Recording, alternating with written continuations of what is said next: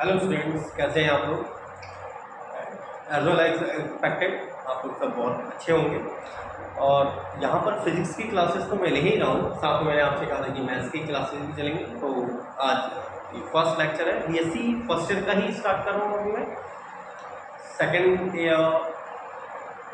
Year means third same, fourth same and third year, that is fifth sem and six same, उनके lectures भी आएंगे। But they will be continue, वो लगातार continue होंगे।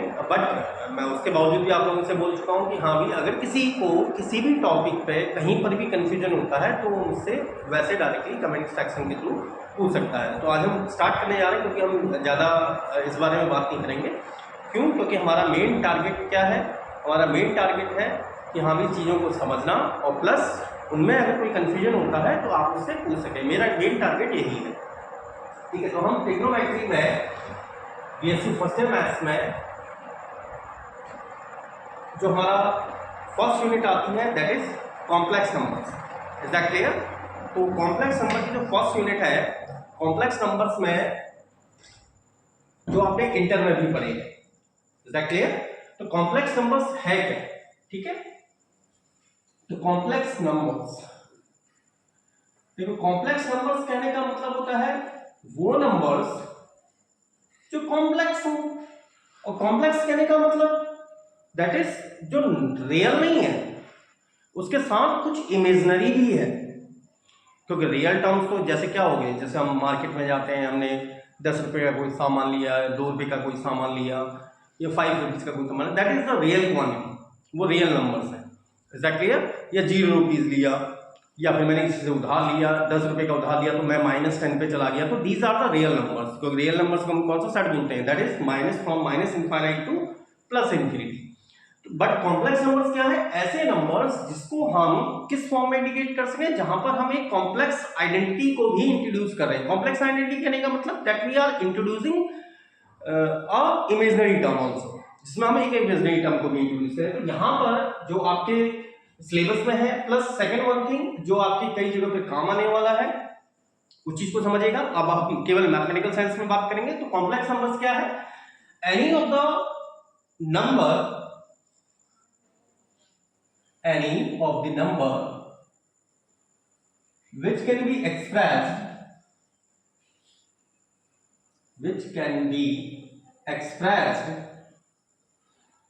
in the form of x plus iy। अब ये कोई भी नंबर जो किस फॉर्म में एक्सप्रेस किया जा सके, x प्लस आई वाई की फॉर्म में एक्सप्रेस किया जा सके। अब ये x प्लस आई वाई क्या चीज है? ठीक है, अब ये x प्लस आई वाई को बेसिकली हम जो जनरल सेंस में इंडिकेट करते हैं, that is represented by z। और ये z कुछ और नहीं, ये पूरा ही फॉर्म है x प्लस आई वाई का। अब ये i क्या है, x क्या है, ये y क्या है? For x, y are entirely the real number. ये x और y तो पूरी तरह से क्या है, मेरे रियल नंबर्स हैं। यहां पर जो ये टर्म आ रहा है ना i, हियर द टर्म जो i है, ये टर्म i ही मुझे इस बात को इंडिकेट कर रहा है कि we are talking about imaginary, क्योंकि i स्टैंड्स फॉर इमेजिनरी। ये i जो यहां पर टर्म है, यहां पर i की वैल्यू, वेयर i, ये एक इमेजिनरी टर्म होता है और इसकी वैल्यू होती है √-1। क्योंकि देखो, अगर हम किसी भी रियल नंबर का अगर अंडरूट कैलकुलेट करें, then definitely we will find out a real quantity, हमको एक रियल क्वांटिटी मिलेगी। लेकिन अगर मैं √-1 करूं, we will not obtain a real quantity, क्योंकि इसका स्क्वायर करने पर ही मुझे नेगेटिव वैल्यू मिल रही है। और आपने रियल वैल्यू में क्या पढ़ा है? किसी भी रियल नंबर का स्क्वायर, किसी भी रियल नंबर का स्क्वायर, चाहे वो नेगेटिव हो चाहे पॉजिटिव हो, जैसे -2 का भी स्क्वायर अगर मैं करूंगा तब भी मुझे +4 मिलेगा, +2 का भी स्क्वायर करूंगा तो भी मुझे +4 ही मिलेगा। लेकिन ये ऐसा नंबर है जिसका स्क्वायर करने पर मुझे नेगेटिव वैल्यू एक्सेप्ट हो रही है। हरी बात है? तो ये कैसा नंबर है? मेरा एक इमेजिनरी नंबर है, which is purely a imaginary number. Imaginary, मैं आई की बात कर रहा हूं, ये कैसा नंबर है? I is a imaginary number, आई एक इमेजिनरी नंबर है। तो यहां पर x और y तो रियल है, but due to this term i, केवल इस टर्म आई के कारण ही ये पूरा नंबर एक क्या बन जाता है, कॉम्प्लेक्स नंबर बन जाता है। क्यों? क्योंकि इसके पास दो नंबर तो ऐसे हैं एक्स और वाई, तो क्या है, these are the real numbers, वो रियल नंबर है। लेकिन आई मेरे पास कैसा टर्म है, that is an imaginary number, ये एक इमेजिनरी नंबर। जैसे फॉर एग्जांपल की अगर हम बात करें, कोई भी एग्जांपल हम कंसीडर कर सकते हैं, लाइकवाइज अगर मैं 2 + 3i लिखूं, that is a imaginary number.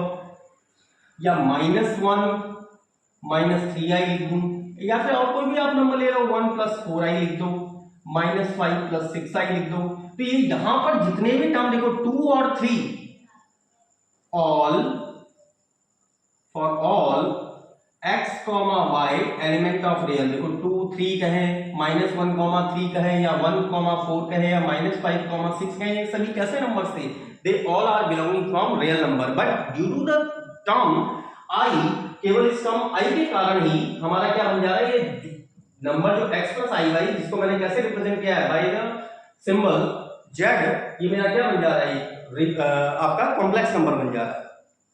सारी बात है, लेकिन इसमें x और y दोनों ही क्या है, रियल नंबर है। अब कॉम्प्लेक्स नंबर को रिप्रेजेंट करने के लिए, ये तो हमारा एक जनरल सेंस है, इन जनरल अगर हम बात करें जनरल वे में, हम कॉम्प्लेक्स नंबर को किस तरह से रिप्रेजेंट कर रहे हैं, x + iy की फॉर्म में रिप्रेजेंट कर रहे हैं। अच्छा, इसकी अन्य फॉर्म्स भी होती हैं। अन्य फॉर्म्स कहने का मतलब इसको हम कई तरीकों से रिप्रेजेंट कर सकते हैं। जैसे सेकंड आ जाती है इसकी form, that is ordered pair form. Ordered pair form में आप इसी z को, जिसको आप इन जनरल फॉर्म में x + iy लिख रहे थे, इसको हम लिखते हैं x, y। अब यहां पर जो मैंने इस ब्रैकेट के अंदर लिखा x, y, यहां पर इसका कहने का मतलब होगा x + iy। और अगर मैं यही चीज x - iy लिखता तो यहां पर हो जाता x, -y। मतलब जो पीछे वाला टर्म है, इसके साथ i ऑलवेज भी इंक्लूडेड रहेगा। सारी बात है, इसके साथ जो पीछे वाला टर्म है, that is y, I am talking about the term y, इसके साथ हमेशा क्या रहेगा, माइनस का नहीं, आई टर्म हमेशा इंक्लूड रहेगा। अब ये चाहे पॉजिटिव में हो चाहे नेगेटिव में हो। जैसे इसको भी अगर मैं एग्जांपल दूंगा, अगर मुझे इस टर्म को लिखना है, -1, 3 को लिखना है, तो इसको मैं क्या लिखूंगा, -1, -3। 1, 4 को लिखना है, दैट इज 1, 4। इस टर्म को अगर लिखना है -5, 6। आई थिंक फुल सबको आ गया होगा क्लियर। और तीसरी आ जाती है हमारी पोलर फॉर्म। पोलर फॉर्म कहने का मतलब जब हम इंडिकेट करते हैं r और थीटा की फॉर्म में, इज दैट क्लियर, r और थीटा की फॉर्म में, तो इस टर्म को, जिसको आप x + iy, ये तो आपकी कौन सी थी, जनरल फॉर्म, ये थी आपकी ऑर्डर्ड पेयर फॉर्म। और अगर हम इन पोलर फॉर्म में बात करें, तो पोलर फॉर्म में इसी टर्म x + iy को लिखा जाता है r cos theta + i sin theta. हमारी बात है, अब ये कहां से आए, कैसे आए, ये सब चीजें मैं अभी एक्सप्लेन कर रहा हूं। अभी इसके बाद हम इसी टॉपिक के बाद इस टर्म को एक्सप्लेन करेंगे कि ये पोलर फॉर्म में हम r cos theta + i r sin theta क्यों कह रहे हैं। Is that clear? तो यहां पर अगर मैं देखो, इस पहले तो मैं इस बात को एक्सप्लेन कर रहा हूं कि हमने इस टर्म को अगर हम इस तरह से लिख रहे हैं, इस टर्म को अगर हम इस तरह से लिख रहे हैं, तो इसका मीनिंग क्या है। इसका मीनिंग क्या है, दैट इज, अगर आप इसको कंपेयर कर लें, x + iy को अगर मैं कंपेयर करूं r cos थीटा + r के इनको आप यहां भी कर सकते हैं i r sin थीटा, तो दिस इंप्लाइज दैट x की वैल्यू आप क्या लिखेंगे, that must be r cos theta, y की वैल्यू क्या लिखेंगे, that must be r sin theta. Is that clear? इसका मतलब अगर मैं इन्हीं दोनों इक्वेशंस में अगर मैं इसकी स्क्वायरिंग, अभी कंफ्यूज नहीं होना, बिल्कुल भी कंफ्यूज होना, स्लो, धीरे धीरे हल्के हल्के आपको समझ में आने लग जाएगा कि हमने इसको इस फॉर्म में इंडिकेट क्यों किया।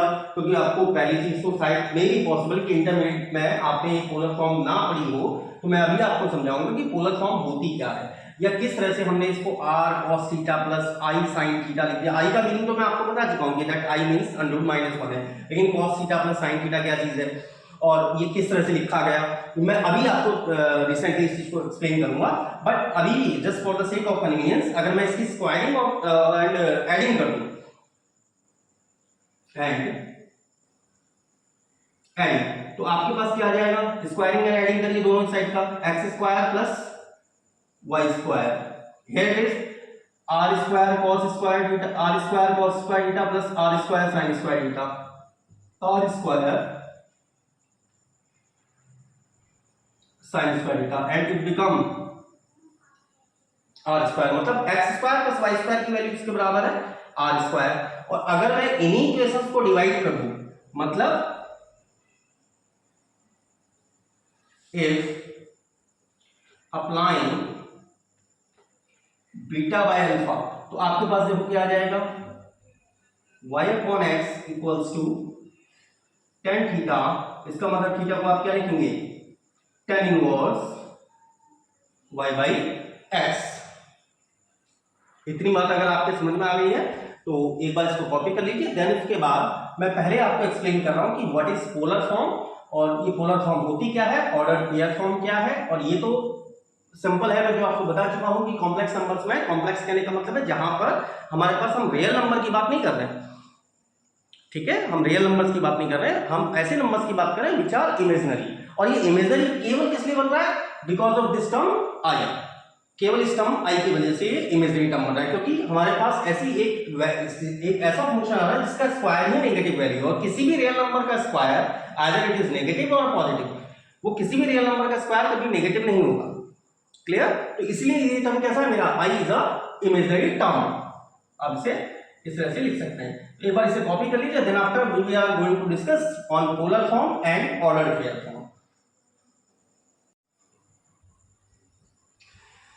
देखिए पहले हम डिस्कस कर रहे हैं ऑर्डर्ड पेयर फॉर्म क्या है। जो ऑर्डर्ड पेयर फॉर्म है, मैंने अभी आपको बताया था कि आप किस तरह से इंडिकेट कर रहे थे, कॉम्प्लेक्स नंबर को हम इंडिकेट कर रहे थे z equals to x plus i y, जहां पर for x comma y both are real numbers. और i आपको पता, मैंने बता चुका हूं i की वैल्यू क्या है हमारे पास, अंडर -1। i या j कोई भी कुछ भी वैल्यू आप लिख सकते हैं। कई अगर हम फिजिक्स में जब हम मोस्टली जब फिजिकल राइटर उस चीज को लिखते हैं तो j की फॉर्म में लिखते हैं, और मैथमेटिक्स में हम उसको जनरली i के रूप फॉर्म में इंडिकेट करते हैं। But it depends on you, either you will say like i और j, बट मैं चाहे इसे i लिखूं या फिर j लिखूं तो दैट इज -1, उसकी वैल्यू -1 ही है, that is a complex number.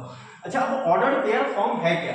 अच्छा, पहले मैं रियल एक्सिस की बात कर रहा हूँ। अच्छा देखिए, अगर हम जब किसी भी नंबर को, जो आपने इंटर में पढ़ा था, पहले हम उसी की बात करते हैं जो आपने इंटर में पढ़ा था। अगर मेरे पास कोई इंटर में अगर मेरे पास कोई पॉइंट है 2,3, ऐसा कि कोई पॉइंट है 2,3, तो हमारे पास आपने क्या किस तरह से किया था, आपके पास कितनी एक्सिस हुआ करती थी, 2 एक्सिस, एक एक्स एक्सिस, ये प्योरली क्या थी, रियल एक्सिस थी, प्योरली रियल एक्सिस।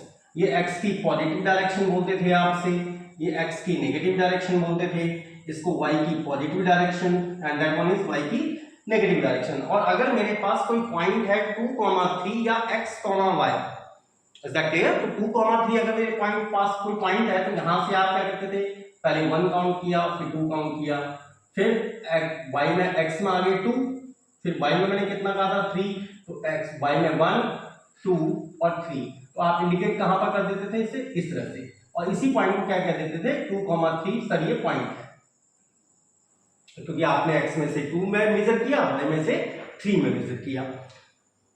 अरे बात समझ। लेकिन ये 2,3 क्या है, 2 भी रियल पॉइंट था और 3 भी रियल पॉइंट था, तो इस पॉइंट की पोजीशन को हम इंडिकेट करते थे 2 और 3, जहां पर y एक्सिस भी मेरी रियल थी और x एक्सिस भी मेरी प्योरली क्या थी, एक रियल एक्सिस थी। y एक्सिस भी रियल एक्सिस और x एक्सिस भी रियल एक्सिस थी।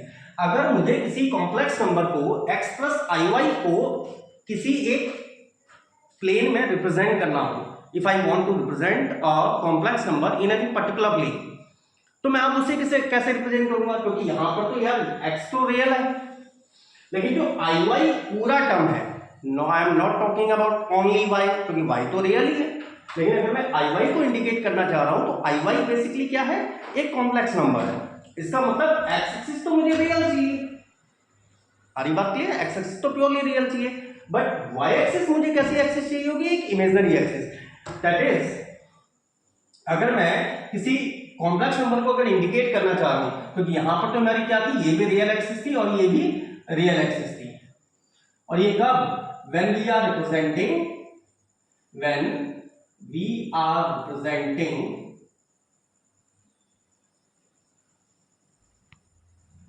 a real point 2, 3 और x, y in xy plane. जब हम xy प्लेन में 2, 3 या xy पॉइंट को रिप्रेजेंट कर रहे हैं, मतलब अगर मेरे पास इसको मैं चाहे xy लिख दूं, तो xy कहने का मतलब क्या है कि यहां से ये दूरी x है और ये हाइट y है। तो आपने इस पॉइंट को x, y पॉइंट कर दिया। But if you want to represent that number in a complex plane, लेकिन अगर मैं इस नंबर को, दैट नंबर कहने का मतलब मैं x प्लस iy नंबर की बात करता हूं, तो x प्लस iy नंबर को अगर मैं किसी एक पर्टिकुलर स्पेस में या पर्टिकुलर प्लेन में अगर रिप्रेजेंट कर रहा हूं, तो मैं आपको पहले बता चुका हूं कि मुझे क्या चाहिए होगा, एक एक्सिस तो रियल चाहिए होगी and another axis would be imaginary, क्योंकि मेरे पास क्या है, y इसके साथ इंक्लूडेड है, एक इमेजिनरी नंबर के साथ इंक्लूडेड है। तो in order to represent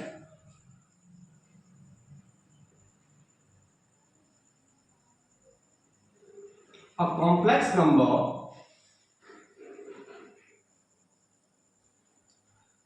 in a plane, we must require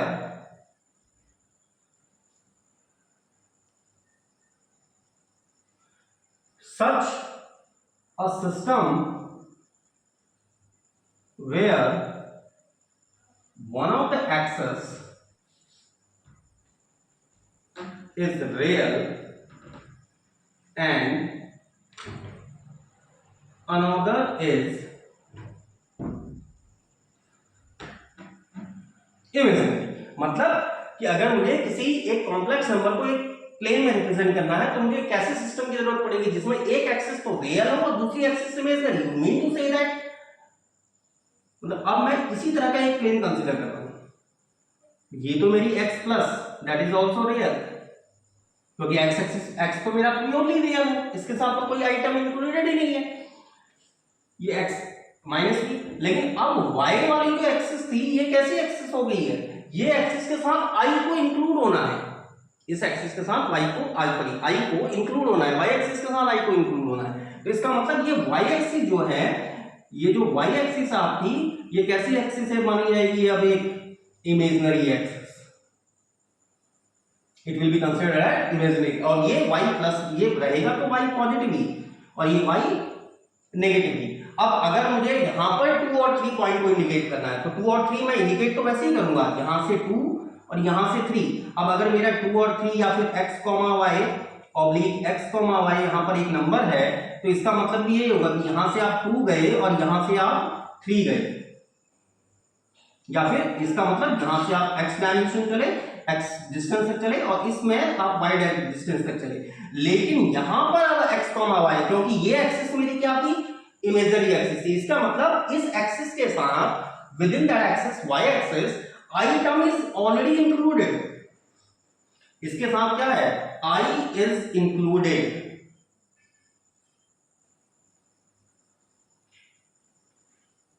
इसके साथ i ऑलरेडी इंक्लूडेड है, मतलब अगर यहां पर 2, 3 लिखा गया है, तो इसका मीनिंग होगा 2 प्लस 3i, या फिर अगर मैं इसको x, y की फॉर्म में लिख रहा हूं, तो या फिर x प्लस yi या फिर iy। अब आगे आपके बात समझ में, तो अगर हम 2, 3 लिख रहे हैं, तो और इस तरह का प्लेन, क्योंकि यहां पर इस वाले देखो, जब हम रियल डायमेंशंस की बात कर रहे थे, जब मेरी x एक्सिस भी डायमेंशन रियल थी, y डायमेंशन भी रियल थी, तो ये तो प्योरली रियल प्लेन है, it is a purely real plane, ये तो प्योर रियल प्लेन है। बट ये प्योर रियल प्लेन नहीं है, ये कैसा प्लेन है, एक ऐसा प्लेन जिसमें एक एक्सिस रियल और एक एक्सिस इमेजिनरी होती है, इस तरह के प्लेन को हम बोलते हैं कॉम्प्लेक्स प्लेन, क्योंकि हम बात कर रहे थे कॉम्प्लेक्स नंबर्स की। तो इस तरह का प्लेन, अ प्लेन मैं यहां पर लिख के दे रहा हूं, a plane in which one of the axis is real and another is imaginary,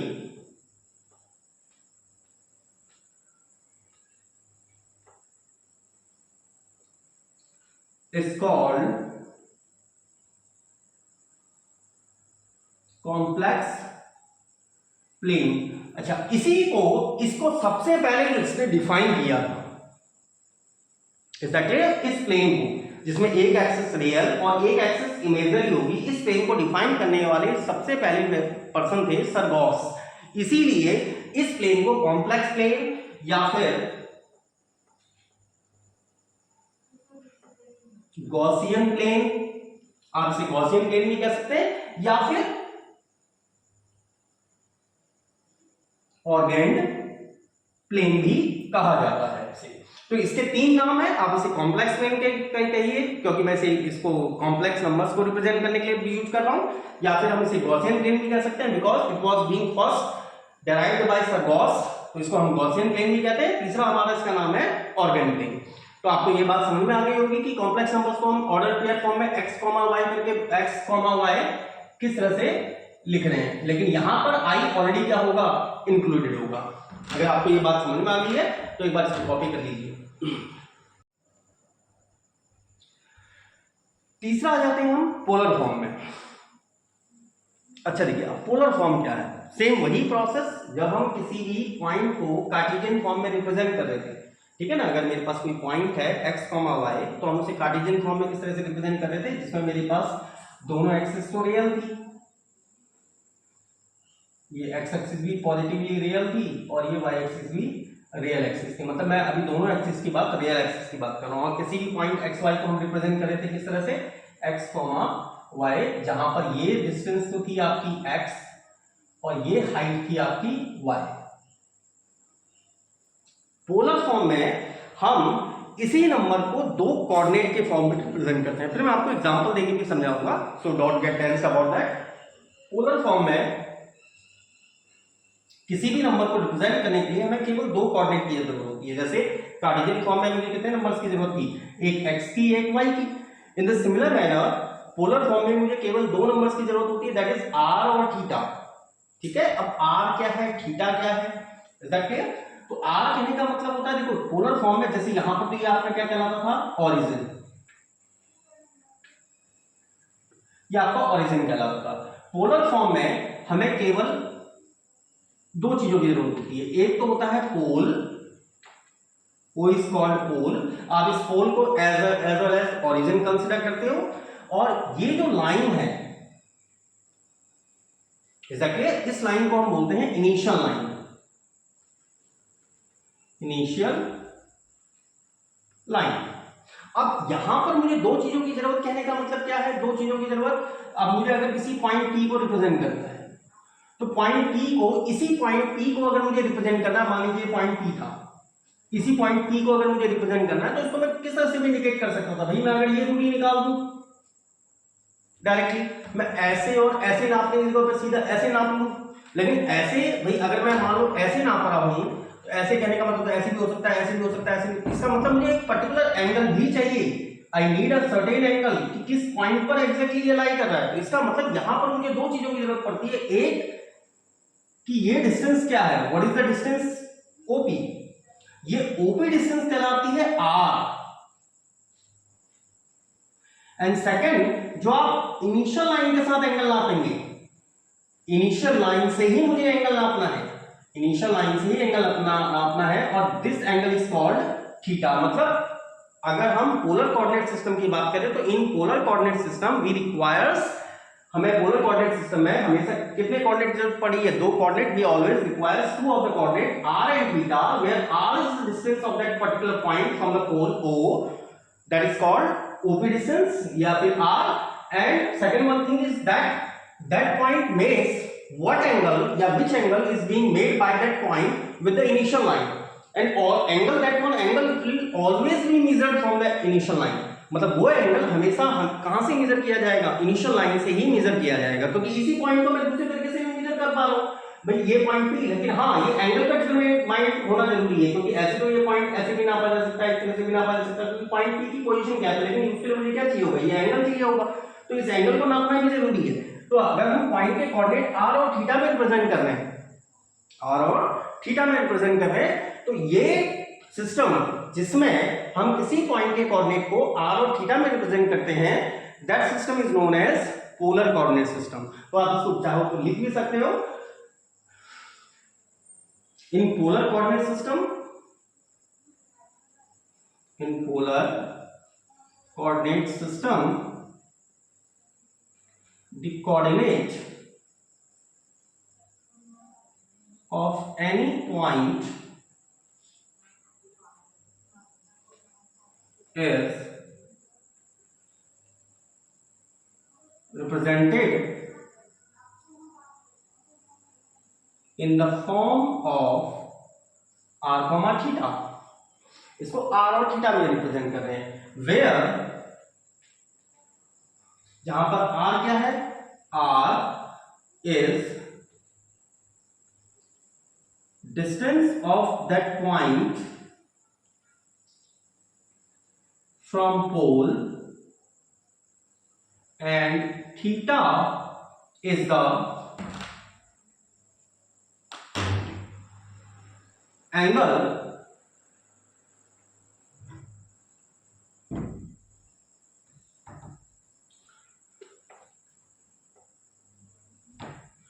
made by that point from initial line। अब इसको किस तरह से समझिए, इसको इस तरह से समझिए कि जैसे अगर मैं किसी सर्कल की इक्वेशन को, जो आपने इंटर में भी पढ़ी है, अगर कोई मान लो मेरे पास कोई सर्कल है, फॉर एग्जांपल इसको मैं अगर थोड़ा सा आपको और थोड़ा सा ब्रॉडली एक्सप्लेन अगर करना चाहूँ, फॉर एग्जांपल अगर मेरे पास कोई सर्कल की इक्वेशन है, एक ऐसा सर्कल जिसका सेंटर में ओरिजिन कह रहा हूँ और जिसकी रेडियस मैं r कह दे रहा हूँ, तो उस सर्कल की इक्वेशन भाई अगर मैंने जिस तरह से कहा, अभी मैं कार्टेशियन फॉर्म में वाली बात कर रहा हूँ जो आपने इंटर में पढ़ी हुई है। अगर मैंने कहा ये कोई सर्कल है जिसका सेंटर तो O है और इसकी रेडियस r है, ओरिजिन मैंने O कहा है, ओरिजिन O मतलब ये डबल जीरो हो गया, दैट इज डबल जीरो। और भाई अगर मुझे सर्कल की इक्वेशन निकालनी है किसी भी चीज की, अगर मुझे किसी भी कार्टेशियन कर्व की इक्वेशन निकालनी होती है तो इसका मतलब उसके सरफेस पर मुझे कोई ना कोई पॉइंट चूज करना पड़ेगा। अगर मैं इसके पर कोई पॉइंट चूज कर लूं x, y, तो इस सर्कल की इक्वेशन आप क्या लिखते थे, तो इक्वेशन ऑफ सर्कल क्या लिखते थे आप, x square plus y square equals to r square. और ये निकालना किसी को निकालना भी टफ नहीं है, it is simply the distance between these points. ये इन दोनों पॉइंट्स के बीच की दूरी है। अगर मैं P और O के बीच की दूरी निकालूं, जो आपने इंटर में पढ़ा है, distance between any two points, तो distance between any two points क्या हो जाएगा, x माइनस 0 का स्क्वायर y माइनस 0 का square and that should be r। या फिर इसी को आप लिख रहे हैं x square plus y square equals to r square. अब क्या मैं इस इक्वेशन को अदर फॉर्म में भी लिख सकता हूं, भाई इस इक्वेशन को मैं अदर फॉर्म में भी लिख सकता हूं। किस तरह से लिख सकता हूं, देखें, इफ अगर मैं कह दूं x बराबर r cos थीटा, y बराबर r sin थीटा है। अब यहां पर ये भी सर्कल की ही इक्वेशन है बट इन पोलर फॉर्म, और अभी तो आप इसको पैरामेट्रिक फॉर्म भी कह सकते हैं, क्योंकि पैरामेट्रिक फॉर्म में भी हम एक पर्टिकुलर x और y को किसी t की फॉर्म में लिखते हैं। यहाँ पर t मतलब थीटा की फॉर्म में आ गया है। तो यहां पर आप अगर मैं इसकी स्क्वायरिंग और एडिंग कर दूं, स्क्वायरिंग एंड एडिंग, तो आपको फिर से देखो वापस क्या मिल जाएगा, x square plus y square equals to r square. तो ये भी क्या है, एक सर्कल की ही इक्वेशन है। अब ये निकली कैसे, इसको फिर हम दोबारा इसी ग्राफ के थ्रू एक्सप्लेन करेंगे। तो एक बार इसको कॉपी कर लीजिए, then after we are going to explain that how it is being established, और मैंने कैसे लिख दिया x बराबर r cos थीटा, y बराबर r sin थीटा।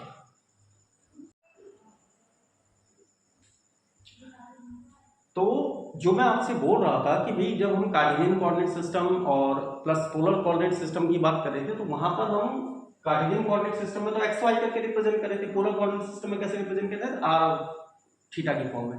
इसका मतलब एक ही पॉइंट को हम एक बार एक्स और वाई की फॉर्म में और दूसरे पॉइंट को उसी पॉइंट को आर और थीटा की फॉर्म में रिप्रेजेंट कर रहे हैं। तो अब किस तरह से, मतलब वो जो मैंने एक्स बराबर आर कॉस थीटा और वाई बराबर आर साइन थीटा लिख दिया, तो डोंट बी कंफ्यूज, ओले ओले समझ में आएगा, धीरे धीरे समझ में आएगा, लेकिन but if you will be continuous over there.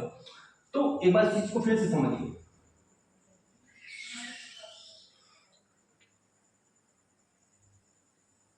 ये हम कंसीडर कर रहे हैं एक्स एक्सिस, ये y axis. Is that clear? अभी आप इसको मान लीजिए कि ये मेरा ओरिजिन भी है, और ओरिजिन का जब मैं इसको क्या मान रहा हूं, कार्टेशियन कोऑर्डिनेट सिस्टम, और यही पोल भी है जब हम इसको मान के चल रहे हैं polar coordinate system. Polar coordinate system में अभी कार्टेशियन कोऑर्डिनेट सिस्टम में तो मेरे लिए OX लाइन है, मतलब एक्स एक्सिस है। पोलर कोऑर्डिनेट सिस्टम में मेरे लिए इनिशियल लाइन है, ये इनिशियल लाइन है। अच्छा, अब अगर हम किसी पॉइंट x और y की बात कर रहे हैं तो इसका मीनिंग क्या था? मैंने आपको बताया था कि यहां से अगर मैं एक परपेंडिकुलर यहां खींच दूं, मतलब ये डिस्टेंस मेरी x कहलाएगी और ये डिस्टेंस y कहलाएगी।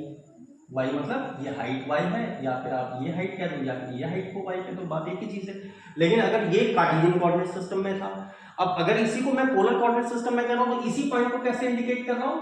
r और थीटा की फॉर्म में, r और थीटा की फॉर्म में हम इंडिकेट करें तो। लेकिन यहां पर r क्या था कि इस पॉइंट P की पोजीशन को जब आप यहां से मेजर कर रहे हो, और ये वैल्यू थी r एंड ये एंगल था थीटा, जब हम इनिशियल लाइन के साथ मेजर कर रहे थे। तो x, y और r थीटा के बीच हम आसानी से कैलकुलेट कर सकते हैं ना भाई। यहां से ये डिस्टेंस तो परपेंडिकुलर है, अगर मैं ये मान लूं कि ये पॉइंट m है, if we are considering that this point is m which is perpendicular from point P on x axis either on initial line, तो अगर आप इस ट्रायंगल को देखें, इन राइट ट्रायंगल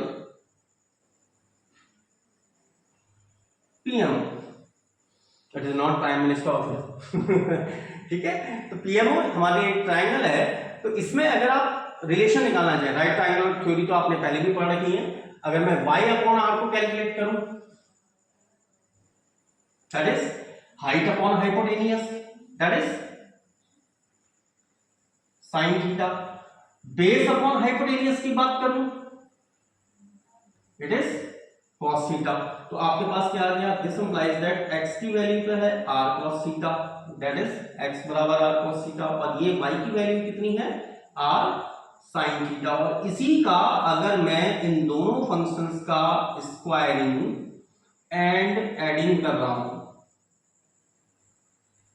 दोनों एक साथ कर रहा हूं, तो यहां पर फिर से ऐड कर लो, that is x square plus y square and it will become r square. देखो फिर से मेरे पास वही सर्कल की इक्वेशन आ गई ना, एक सिंपल फॉर्म ऑफ सर्कल की इक्वेशन आ गई।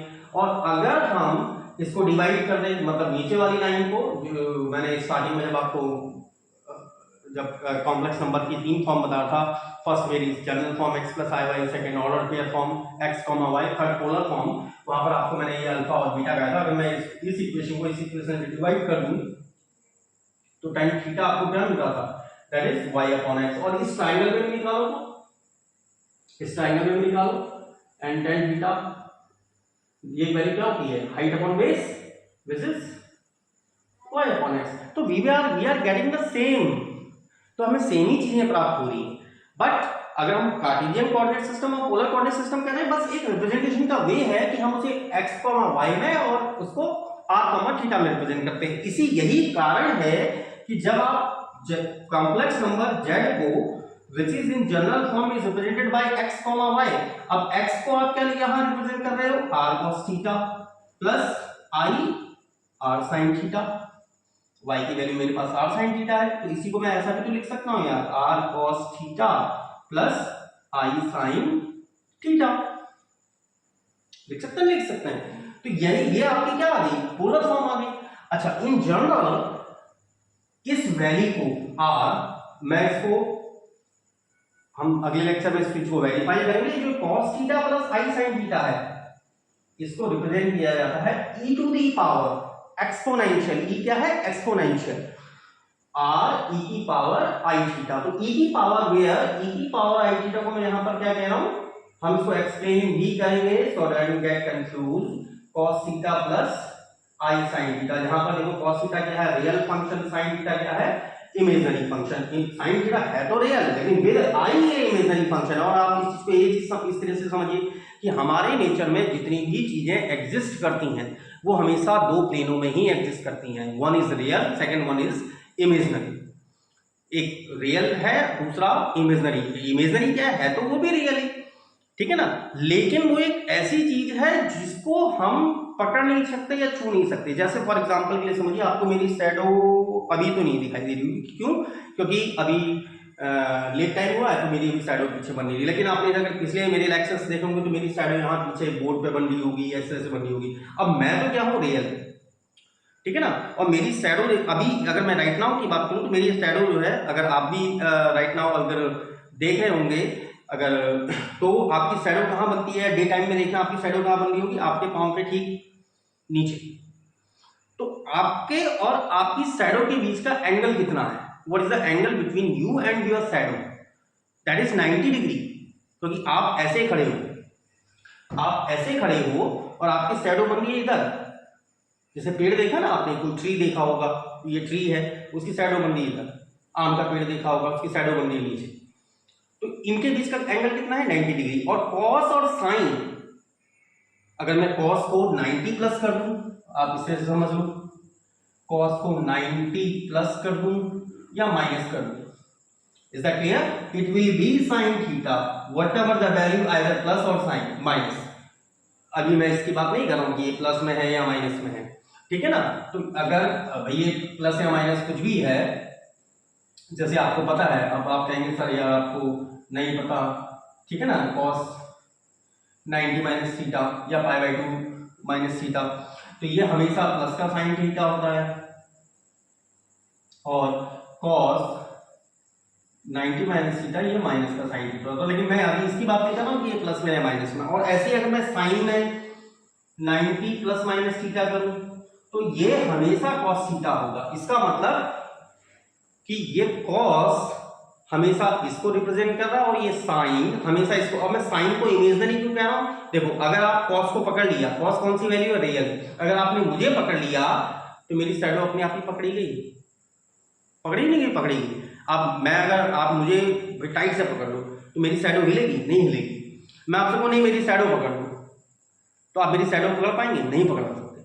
सारी बात करें तो ये एक ऐसा मैथमेटिकल फंक्शन है जो मुझे दो स्पेसेस में पार्टिकल के मोशन को भी डिफाइन करता है। ये चीज आप फिजिक्स में पढ़ेंगे, बट इन थर्ड ईयर जहां पर मुझे एक ऐसे मैथमेटिकल फंक्शन की आवश्यकता होती है जहां पर पार्टिकल एक ऐसे स्पेस में मोशन कर रहा हो। पार्टिकल क्या, हर ऑब्जेक्ट करता है भाई मोशन, क्योंकि हम फिजिक्स में हमेशा ऐसी पर्टिकुलर चीजों को स्टडी करते हैं जहां पर किसी भी सिस्टम की गति दो प्रकार से होती है। क्योंकि अगर कोई भी बॉडी अगर मेरे नेचर में मोशन कर रही है, कोई भी बॉडी अगर nature motion, either it is a mark, ये मार्कर भी अगर मोशन कर रहा है ना तो इसका शैडो भी मोशन कर रहा होगा, ये कंपल्सरी है, ठीक है ना। ये बोल सकते वो उसकी छाया है, लेकिन आप छाया को नहीं पकड़ सकते, आप केवल इसको ऑब्जर्व कर सकते हो, इस रियल ऑब्जेक्ट को ऑब्जर्व कर सकते हो। अगर मैं इसको कैप्चर कर लूंगा तो डेफिनेट है कि उसका शैडो भी मूव नहीं करने वाला। लेकिन अगर मैं आपसे कहूँ कि नहीं इसकी शैडो को पकड़ो तो आप उसकी शैडो को वो नहीं कर सकते। तो लेकिन केवल अभी आपको समझाने के लिए, just for the sake of convenience, इसलिए मैं ये बातें बोल रहा हूँ कि अगर आप कॉस को 90 प्लस करो या माइनस करो तो भी आपको साइन मिलेगा, साइन को 90 प्लस या माइनस करो तो भी आपको क्या मिलेगा, कॉस मिलेगा। Just for the sake of convenience, ताकि आपको समझ में आ जाए ये चीज कि ये क्या है, e की पावर i थीटा, जिसको हम रिप्रेजेंट करते हैं e की पावर i थीटा की फॉर्म में। लेकिन क्यों रिप्रेजेंट करते हैं, it will be discussed on the next lecture. अगर आपको ये बात समझ में आ गई तो एक बार इसको कॉपी कर लीजिए।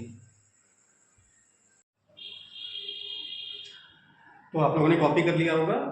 अब हम बात करेंगे representation of a complex number in Argand plane.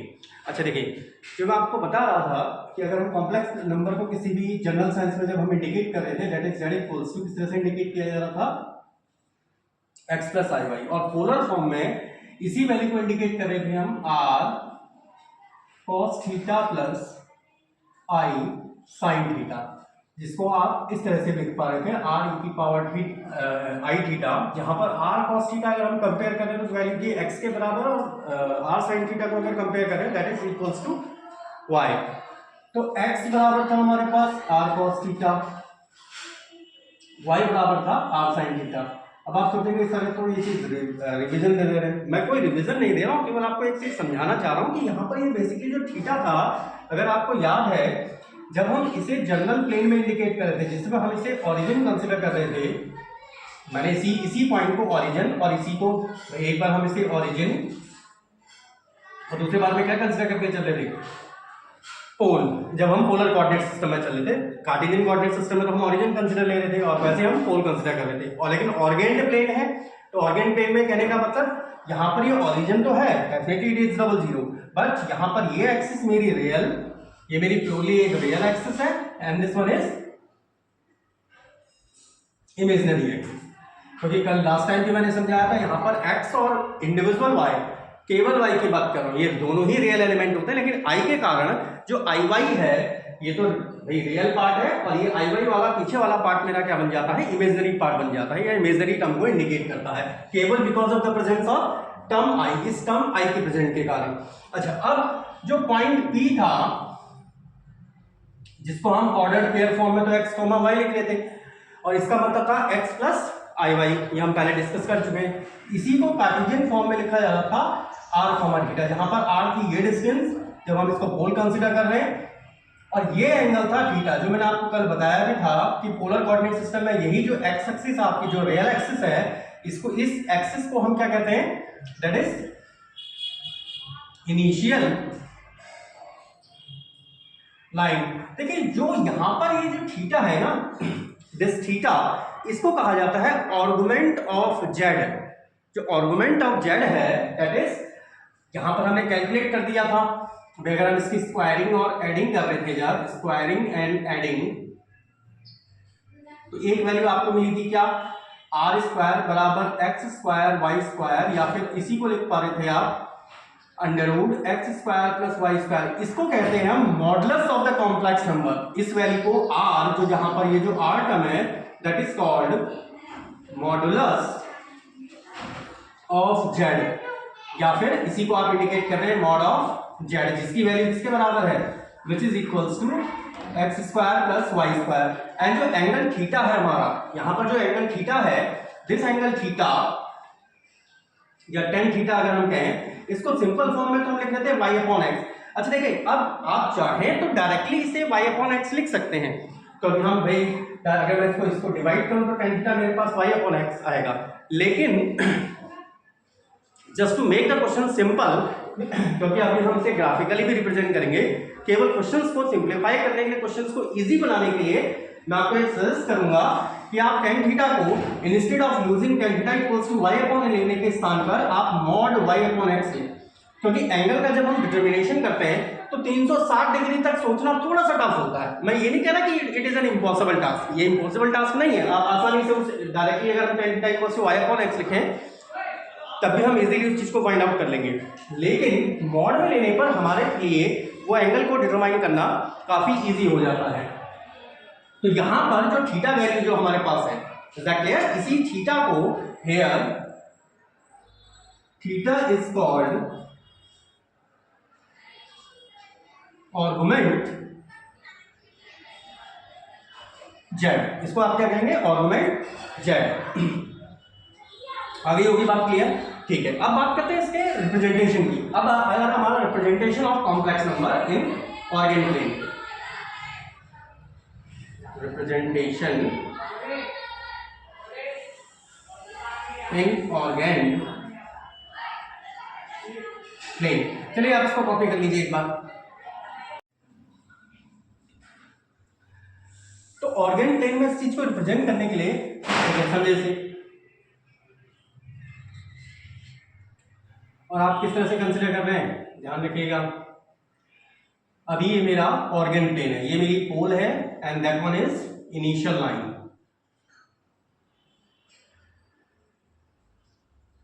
ये y की पॉजिटिव एक्सिस ही है, लेकिन मैंने आपको बता चुका हूं कि जो मेरी y एक्सिस है कैसी एक्सिस है, ये हमारी एक इमेजिनरी एक्सिस है, इमेजिनरी एक्सिस, और ये एक्सिस नेगेटिव एक्सिस है, it is a negative axis. अब मान के चलिए कि अगर कोई पॉइंट P था जहां पर आपका point x plus i Y लाई कर रहा है, मतलब अगर हम इसे ऑर्डर पेयर में फॉर्म में कह रहे हैं तो x कॉमा y, और मैंने देखो यहाँ पर x भी पॉजिटिव है y भी पॉजिटिव है, मतलब x कौन सा क्वाड्रेंट हो गया, 4 क्वाड्रेंट है मेरे पास, first quadrant, second quadrant, third quadrant and fourth quadrant.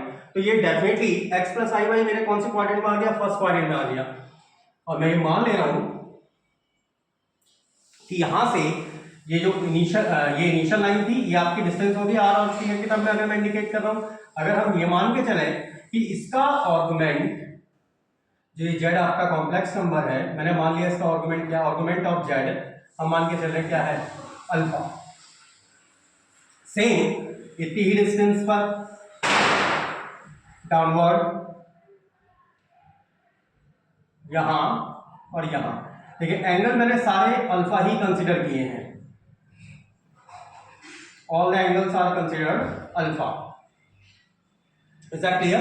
तो यहां पर जो जेड लाई करेगा, यहां पर कौन सा जेड आ जाएगा, x माइनस एक्स की पॉजिटिव, सॉरी x का नेगेटिव माइनस एक्स और plus i y. Ordered pair form में आप इसे क्या लिखेंगे, माइनस का x कॉमा y।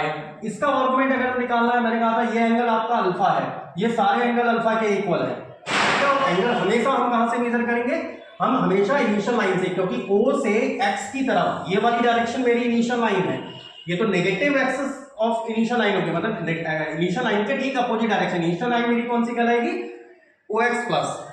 तो यहां से अगर मैं इस एंगल को मेजर करना चाहूं, दिस एंगल, भाई ये एंगल अल्फा था, सारी बात क्लियर।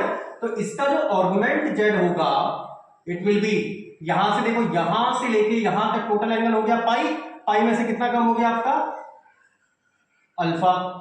यहां पे बताइए कौन सा कॉम्प्लेक्स नंबर लगेगा, एक्स भी नेगेटिव वाई भी नेगेटिव, मतलब माइनस का एक्स माइनस आई वाई।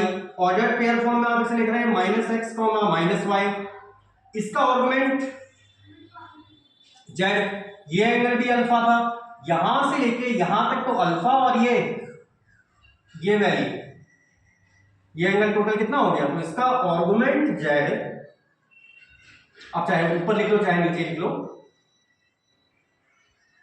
5 plus alpha. लास्ट आ गया ये वाला क्वाड्रेंट, इस क्वाड्रेंट में जेड कौन सा, एक्स की पॉजिटिव और वाई नेगेटिव, तो एक्स पॉजिटिव में और वाई नेगेटिव में, that is x minus I y. Ordered pair form में ये बन गया आपके पास एक्स कॉमा माइनस वाई। इसका आर्गुमेंट जेड इट इज, अब यहां से लेके यहां तक देखो, मैं यहां से हमने हमेशा इनिशियल लाइन से यहां से लेके अगर मैं यहां तक नापना चाह रहा हूं, तो ये पूरा अगर हम इसको सर्कल में राउंड घूमते हैं, दैट एंगल मस्ट बी 2 पाई, वो 360 डिग्री का एंगल हो गया, उसमें से कितना कम हो गया आपका, पाई। तो ये वैल्यू को आप क्या लिख सकते हैं, 2 पाई माइनस अल्फा। अच्छा, अब ये आर्गुमेंट निकालने का एक तरीका तो ये, जब मैंने आपका सीधा सीधा हमने कहां से नापा, इनिशियल लाइन से मेजर किया। दूसरा, आप एक चीज देखो कि सेकंड क्वाड्रेंट और थर्ड क्वाड्रेंट ठीक एक दूसरे के रिवर्स में आ रहे हैं। इसका अगर पाई माइनस अल्फा है तो इसका आर्गुमेंट जेड जो पाई प्लस अल्फा था, इसका एक आर्गुमेंट आप और लिख सकते हैं, इसका ठीक नेगेटिव या फिर माइनस का पाई माइनस अल्फा।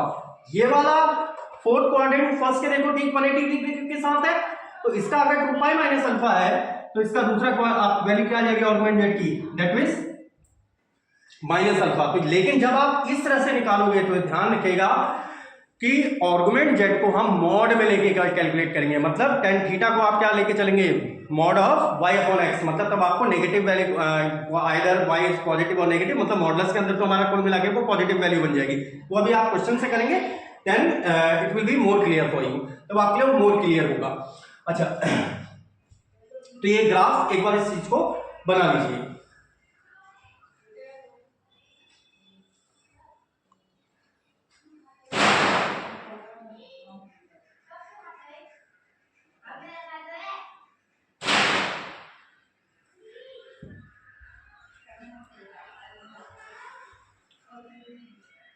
ठीक है, अब इसमें कुछ स्पेशल नोट, क्योंकि हो सकता है ये आगे आपके काम आए, आगे जब हम एक्सरसाइज में या क्वेश्चंस में जब चलेंगे। ठीक है, पहली कंडीशन, क्योंकि आगे मैं जब न्यूमेरिकल कराऊंगा तो मैं वहां पर सीधा बोलूंगा।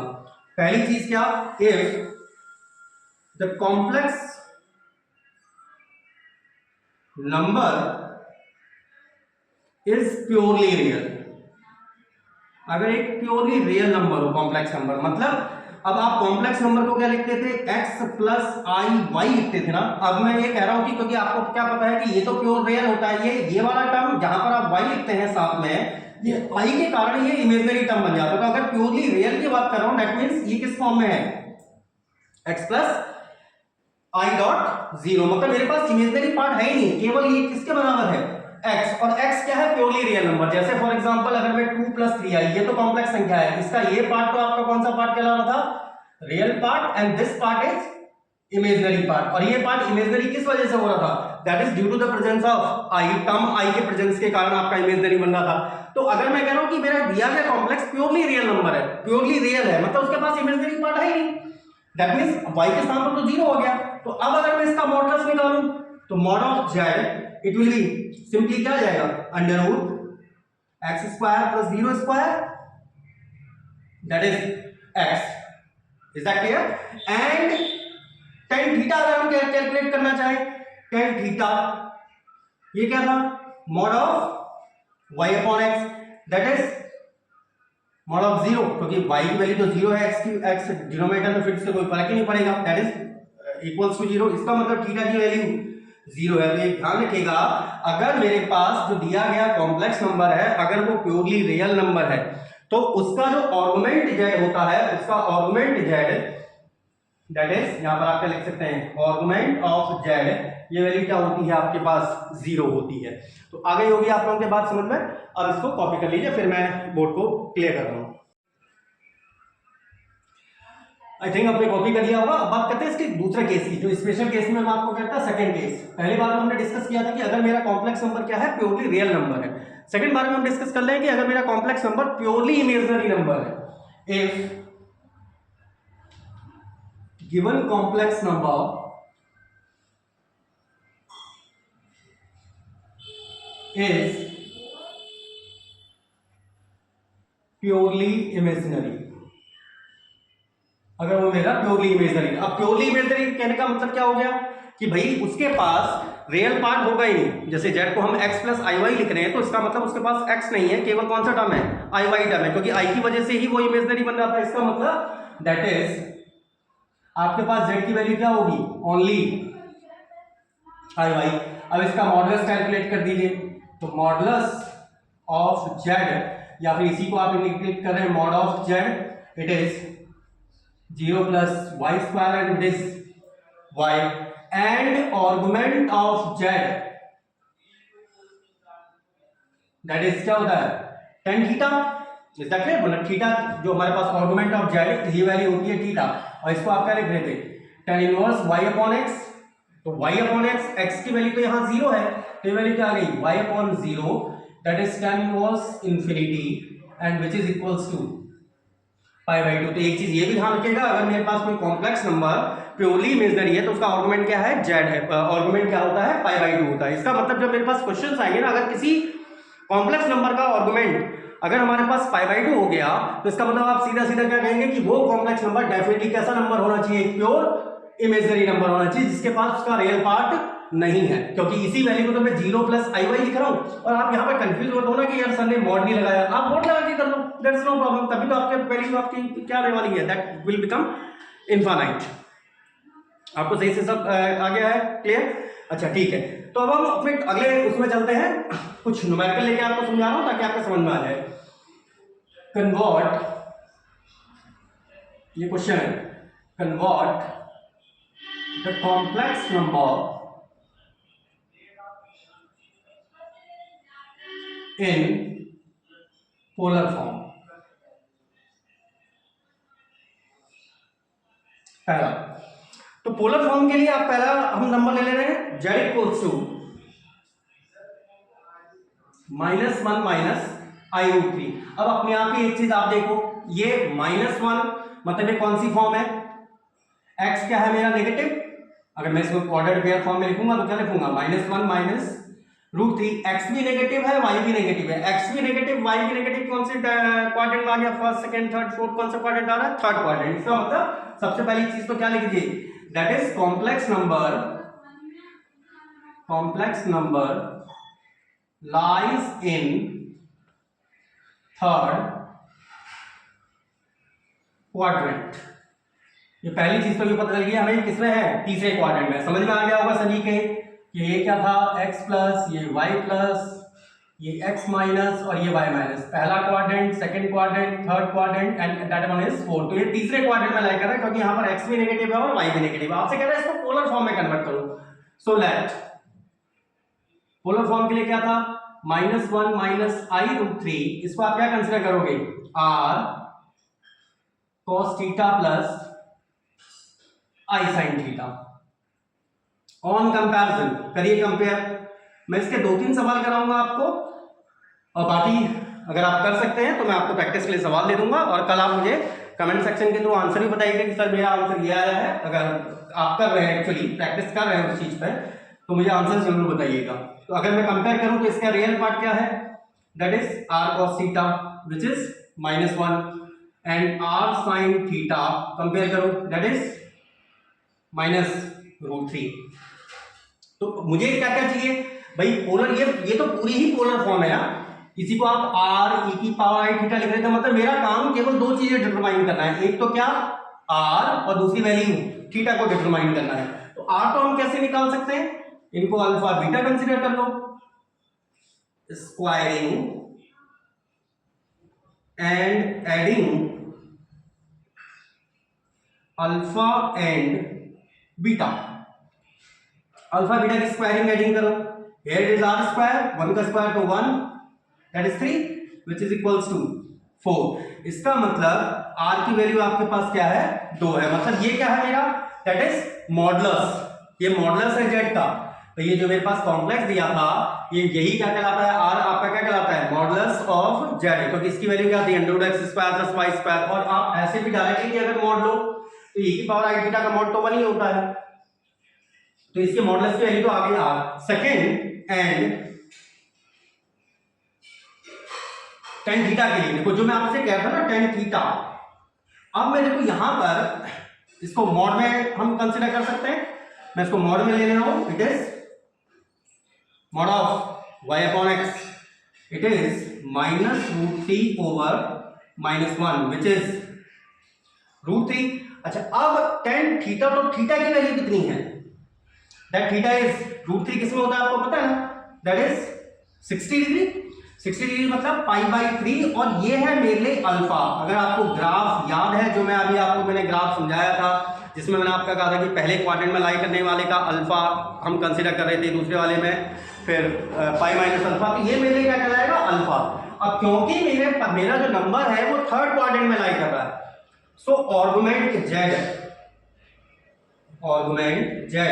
और थर्ड क्वाड्रेंट के लिए देखो क्या था, पहले क्वाड्रेंट के लिए यहां पर था अल्फा, ये वाला था पाई माइनस अल्फा। इसके दो वैल्यूज थी, एक तो थी पाई प्लस अल्फा और दूसरा क्या था, माइनस का पाई माइनस अल्फा। इसकी दो वैल्यूज है, मतलब एक तो है पाई प्लस अल्फा या फिर माइनस का pi minus alpha, that is pi plus π/3 या फिर माइनस का पाई माइनस π/3, या फिर इसी को क्या लिख सकते हैं आप, 4π/3 और माइनस का 2π/3। इसका मतलब दैट इज, मैं यहां को लिख दे रहा हूं इस हिस्से में, जो आपके पास कॉम्प्लेक्स नंबर है -1 माइनस i√3, इसको आप क्या लिखेंगे, r की वैल्यू आई थी मेरे पास 2, e की पावर i, थीटा की वैल्यू 4π/3, या फिर इसी को आप एक्सप्रेस कर सकते हैं 2e की पावर i माइनस का 2π/3। और आई थिंक सो ये वाला सवाल आपको सही से क्लियर होगा। नहीं हुआ है, मैं एक दो सवाल और प्रैक्टिस करा रहा हूं, तो इसको पहले फर्स्ट ऑफ ऑल कॉपी कर लीजिए। देखिए तो आपने कॉपी कर लिया होगा, मैंने कुछ क्वेश्चंस बोर्ड पे लिख दिए हैं जो आपके बुक से ही हैं, और इसमें से 3-4 क्वेश्चन मैं करा रहा हूं, बाकी रेस्ट ऑफ आप लोग करेंगे घर पर। और अगर आप सिंसियरली वर्क कर रहे हैं और मैं आपसे बार बार कह रहा हूं कि हाँ भी कोई चीज़ समझ में नहीं आती तो पूछिए, I am here to resolve that problem and I will do my level best so that I can resolve entire of the problem that will be asked. जो मुझसे पूछी गई मैं उसको पूरी कोशिश करूंगा कि मैं उसे सॉल्व कर सकूँ। ठीक है, चलिए हम ज़्यादा डिस्कशन ना करते हुए अपने क्वेश्चन पे आते हैं। तो इन दोनों में से मैं एक ऐसे करके दोनों पेयर में से एक क्वेश्चन आपको बता दे रहा हूँ। ठीक है, तो सेकंड वाला क्वेश्चन देखो आपसे क्या कह रहा है, जेड आपको क्या दिया हुआ है, that is 1 minus I, it is 1 - 1 order pair form में। देखो x positive y negative, x positive हो और y नेगेटिव हो, कौन से क्वाड्रेंट चला गया? Fourth quadrant. Is that clear? इसका मतलब that is complex number lies in fourth quadrant. तो आपको पता है कि जो भी मेरे पास अल्फा आएगा उसका आर्गुमेंट या तो 2 पाई माइनस अल्फा होगा या फिर माइनस का अल्फा होगा। ठीक है, तो पोलर कोऑर्डिनेट सिस्टम है, इसको कंपेयर करिए। Let 1 minus i equals to r cos theta plus i sine theta. ये तो हमेशा हमारी इक्वेशन यही रहेगी, हमेशा ऐसे ही कंपेयर करेंगे। ऑन कंपैरिजन अगर कंपेयर करते हैं तो आपके पास क्या वैल्यू आ रही है? R cos theta equals to 1, r sine theta equals to -1। तो मुझे जो कैलकुलेट करना है, मुझे दिखाना था कि हाँ भाई इसकी पोलर फॉर्म क्या है। तो इसकी पोलर फॉर्म यही है, आर ई की power I theta. Is that clear? तो आपको थीटा निकालना है, एक आर निकालना है। तो फर्स्ट स्टेप मेरा वही रहेगा, squaring and adding alpha and beta. करिए। R square equals to 1 square plus 1 square that is 2। तो आर की वैल्यू आ गई √2 एंड tan थीटा। अच्छा देखो, जो मैं आपको बोल रहा था ना, अगर आप tan थीटा सीधा, अगर मैं इस इक्वेशन बीटा और अल्फा की अगर डिवाइड करूं तो मेरे पास tan थीटा की वैल्यू -1 आने वाली है। अब आपको -1 के लिए सोचना पड़ेगा। सारी बात क्लियर? -1 के लिए सोचना पड़ेगा क्योंकि तो ये तो -π/4 है, लेकिन दूसरी वैल्यू क्या है? तो आपको दूसरी वैल्यू के लिए सोचना पड़ेगा। इसलिए मैंने आपसे कहा है कि आप इसको मॉड में लेके चलो। ये 1 बन गया। अब मेरे को पता है कि हाँ यार भाई ये 45 डिग्री पे। मैंने आपसे क्या कहा? आप tan थीटा इक्वल्स टू सीधा y/x लिखेंगे तो भी आप इसको फाइंड आउट कर सकते हैं। मैं केवल इसलिए मॉड में लेके इसलिए चल रहा हूं सो दैट आप लोगों के लिए क्वेश्चन इजी बन जाए। अब अगर हम tan थीटा की वैल्यू 1 लिख रहे हैं तो थीटा मेरे पास कितना आ गया? tan में कितने की होती है वैल्यू? 1। इट इज π/4 और यही मेरे लिए क्या है? अल्फा है। लेकिन जब आप मॉड में लेके चलेंगे तो आपको ये देखना पड़ेगा कि कॉम्प्लेक्स नंबर किस क्वाड्रेंट में लाई कर रहा है। अब ये कौन से क्वाड्रेंट में था? फोर्थ क्वाड्रेंट में। As 1 minus i lies in fourth quadrant, this implies that argument z क्या क्या थी वैल्यू बताओ? या तो माइनस अल्फा या फिर 2 पाई माइनस अल्फा। तो ये वैल्यू क्या आ गई? माइनस अल्फा मतलब माइनस का π/4 या फिर 2 पाई माइनस π/4, या फिर इसी को क्या लिखोगे? माइनस का π/4 या फिर 4 2 जा 8, 8 में से 1 कम कर दो 7 π/4। सो क्या बन गई हमारे पास condition? z equals to 1 minus i को आप लिखेंगे r e की पावर आई थीटा, क्योंकि cos theta plus i sine theta मैंने बताया था आपको e की पावर आई थीटा। तो r की वैल्यू आई थी मेरे पास √2 e to the power i। दोनों में से कोई भी एक आप चाहो तो एक वैल्यू लिख लो, चाहे दोनों लिख लो, both of them are right. या फिर इसी को लिख सकते हैं √2 e की पावर i 7 π/4। तो ये मेरे पास पोलर फॉर्म में ये चीज इंडिकेट हो गई है। सेम वही प्रोसेस आप 1 प्लस आई के लिए आप लोग करेंगे। मैं अगले स्टेप में चल रहा हूं, दैट इज क्वेश्चन नंबर 4। अब मेरे पास देखो z क्या दिया हुआ है? z दिया हुआ है 1 माइनस आई 1 प्लस आई, लेकिन देखो ये x प्लस आई वाई की फॉर्म में नहीं दिया हुआ। जब मुझे x प्लस आई वाई की फॉर्म में अगर इक्वेशन नहीं दी है तो हमारा पहला काम होगा उसको x प्लस आई वाई की फॉर्म में कन्वर्ट करना। तो जो आपने इंटर में सीखा था रेशनलाइजेशन करना, सारी बात करें, इंटर में आपने क्या सीखा था? रेशनलाइजेशन करना। तो हम इसको रेशनलाइज करेंगे, मतलब रेशनलाइज ऊपर नीचे रेशनलाइजेशन करो। इसी को क्या लिख सकते हैं हम? 1 माइनस आई 1 प्लस आई, इसका रेशनलाइजेशन करो 1 माइनस आई 1 माइनस आई। और ये ध्यान रखिएगा आई को ही आप माइनस आई से रिप्लेस करेंगे, ठीक है ना? आई को जैसे अगर मैं किसी नंबर का, कॉम्प्लेक्स नंबर का, मैं आपको एक चीज समझा दूं, कई बच्चे इसमें भी कंफ्यूज होते हैं कि जैसे z अगर मेरे को x प्लस आई वाई दिया है, इसका अगर मुझे कॉम्प्लेक्स कंजुगेट निकालना है, कॉम्प्लेक्स कंजुगेट इनके बाद में कॉम्प्लेक्स कंजुगेट पे ही आता, लेकिन मैं इससे बता दे रहा हूं, अगर मुझे इसका कॉम्प्लेक्स कंजुगेट निकालना है उसको रिप्रेजेंट किया जाता है z बार, और ये होता है x माइनस आई वाई। ये मत सोचना कि यहाँ प्लस है तो यहाँ माइनस, ये माइनस इस i के लिए आया, मीन टू से इसका जो कॉम्प्लेक्स कंजुगेट मैं लिख रहा हूं, आप समझिए इसे सही से, x प्लस आई को केवल माइनस आई लिखना है आपने y।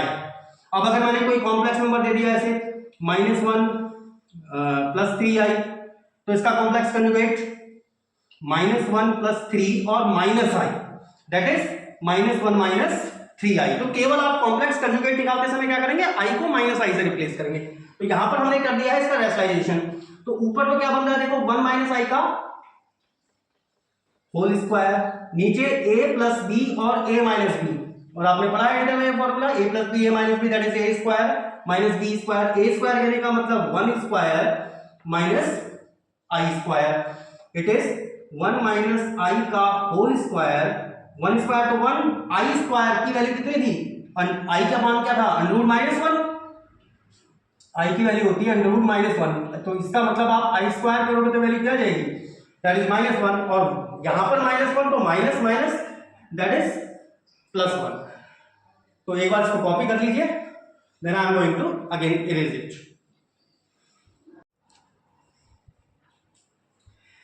ठीक है, हम इस पॉइंट तक पहुंचे थे, 1 माइनस i का होल स्क्वायर बाई 2, नीचे होगी 1 प्लस 1 आ गया था। अब इसे a square plus b a minus b के होल स्क्वायर से बोल दीजिए, 1 plus i square minus 2i upon 2।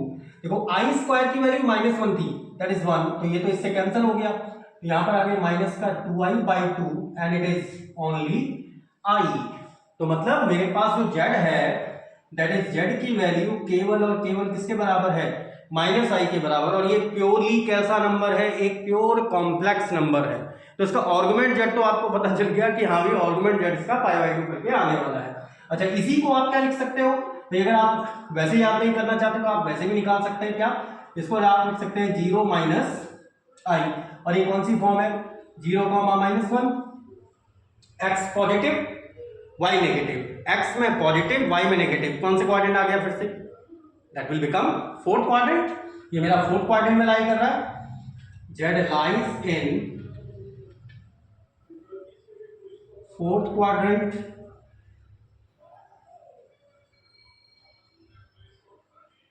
चौथे क्वाड्रेंट में है। लेट अब ले लीजिए z equals to r cos theta plus i sin theta, और यही आप क्या लिखते हैं, r e की पावर i थीटा, जिसकी वैल्यू हमने क्या ली है 0 माइनस i। ऑन कंपैरिजन तो r cos थीटा की वैल्यू क्या है मेरे पास 0, r sin थीटा की वैल्यू है -1। स्क्वायरिंग एंड एडिंग, अगर दोनों की फिर से स्क्वायरिंग एडिंग कर दूं तो यहां तो आ गया r स्क्वायर, हेड इज 1, इसका मतलब r की वैल्यू 1 है, जिसको हम क्या कहते हैं, कॉम्प्लेक्स नंबर का मॉडुलस। दूसरा tan theta and tan theta, it is mod of y upon x, मैं हमेशा मॉड में लेके चल रहा हूं, that is -1/0 and which is infinity. तो थीटा की वैल्यू क्या है आपके पास π/2, एंड इसको हम क्या कहते हैं, अल्फा। अब क्योंकि आप बता चुके हो कि ये किसमें क्वाड्रेंट में लाई कर रहा है, फोर्थ क्वाड्रेंट में, आप चाहें उसको दोबारा लिख लें, as z lies in fourth quadrant, this implies that argument z, fourth quadrant में क्या था, या तो 2π माइनस अल्फा या फिर माइनस अल्फा, तो 2π माइनस अल्फा या फिर माइनस अल्फा, तो ये आ गया 2π माइनस π/2 या फिर माइनस का π/2, 2π माइनस π/2 इट इज 3π/2 और माइनस का π/2। तो आपके पास दिस इंप्लाइज दैट जो z की इनिशियल वैल्यू थी, z की हमारे पास इनिशियल वैल्यू क्या थी, हमारा क्वेश्चन क्या था, 1 minus i upon 1 plus i, is that clear. तो इसकी इनिशियल वैल्यू क्या आ गई, r e की पावर i थीटा, और r की वैल्यू हमारे पास कितनी थी 1 e की पावर माइनस का i π/2, या फिर इसी को लिख सकते हैं 1 e की पावर i इंटू 3π/2, और it is our final answer. सबको आ गया होगा समझ में। चलिए अब इसके नेक्स्ट क्वेश्चन को लेके चलते हैं, जो आपने नेक्स्ट क्वेश्चन, क्योंकि आपने तो उतार ही लिए होंगे, अगला क्वेश्चन जो है आप होमवर्क में करेगा, मैं उससे नेक्स्ट वाला ले रहा हूं। I am taking 1 plus 2i, I am taking next question z equals to 1 plus 2i upon 1 minus, what is the question written in the book, 1 minus I का whole square. Is that clear? तो इसमें भी देखो ये मेरे को x plus i Y की form तो दी नहीं है. जब मेरे को x प्लस आई वाई की फॉर्म नहीं दी है तो मुझे इसको चेंज करना पड़ेगा. तो पहले एक बार इसको सिंप्लीफाई कर दीजिए. इसको क्या लिख दें?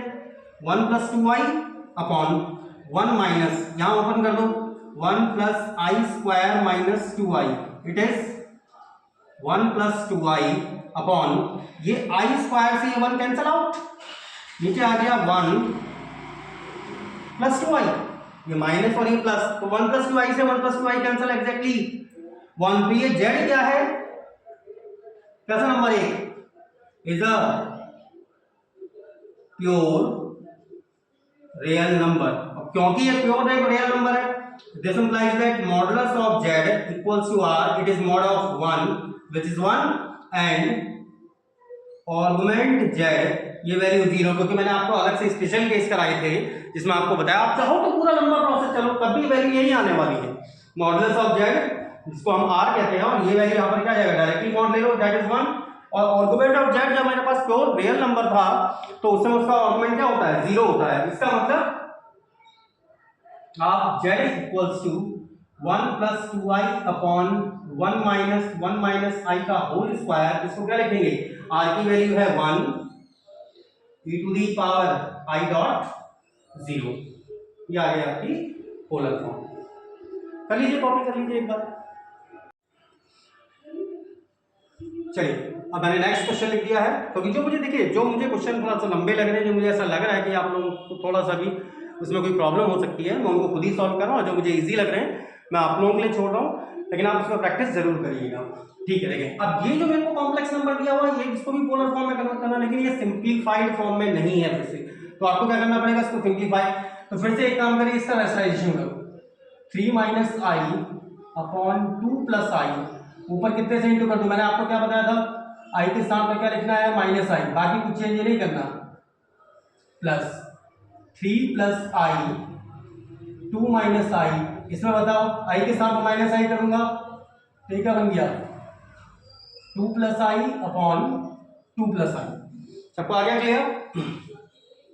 तो z इक्वल्स टू, यहां अंदर इंटू करिए, 6 minus 3i minus 2i plus का आई स्क्वायर, नीचे क्या बन गया? a plus B, a minus B, that is a square minus B square, plus फिर यहां पे इंटू करिए, 2 3 जा 6, 3i प्लस 2i प्लस आई स्क्वायर, नीचे again 2 square minus I square, it is 6 minus 5i, और आई स्क्वायर की वैल्यू होती है -1. नीचे देखो ये 4 plus 1, it is 6 plus 5i minus 1, again 4 plus 1, ये क्या बन रहा है? देखो 6 में से 1 कम कर दीजिए, it is 5 minus 5i upon 5 plus 5 plus 5i upon 5.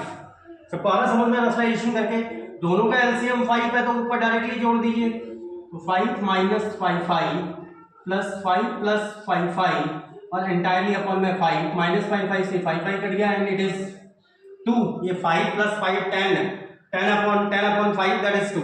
तो z आपके लिए क्या है? ये प्योर रियल नंबर नहीं है, प्योरली रियल. इसका मतलब दिस इंप्लाइज दैट इसका जो मॉडुलस आएगा that is modulus of 2 which is 2, और इसी को आप कहते हैं r, and pure real number है तो आर्गुमेंट z की वैल्यू कितनी आ जाएगी? It will B 0. इसका मतलब आप इस कॉम्प्लेक्स नंबर को क्या लिखेंगे? मॉडुलस है 2 e to the power i dot 0. ये हमारा सवाल खत्म. मैं इसके बाद एक सवाल और ले रहा हूं, 1 प्लस आई रूट 3.